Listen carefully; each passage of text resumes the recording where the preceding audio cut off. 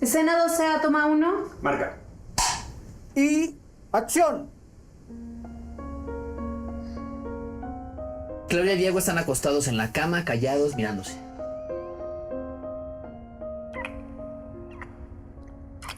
Claudia se levanta de la cama, toma la falda colgada en el respaldo de la silla y se la pone.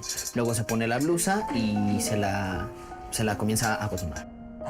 Entonces suena su celular. Claudia ve la pantalla. Es tu papá. Sí, bueno. ¿Dónde estás? Casa de Rosy. ¿Qué onda?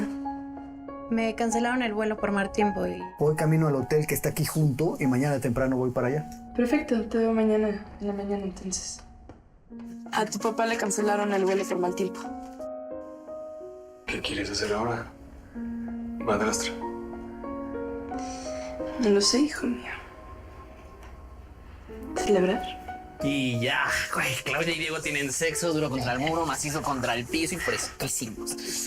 Deberían hacerlo de verdad. ¿Estás bien?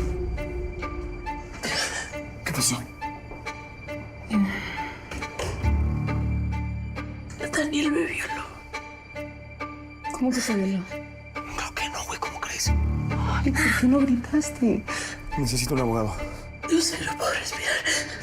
Sandra Navarro, la actriz, me está acusando de violación. Voy a denunciar. Yo creo que está buscando dinero. Dime la verdad, Daniel. ¿Tú violaste a esta niña? No, yo no la violé. ¿Quién te violó? El actor Daniel Zavala.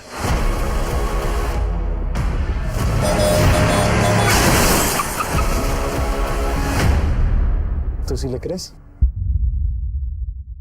Sí, sí le creo. Yo sí le creo a ella.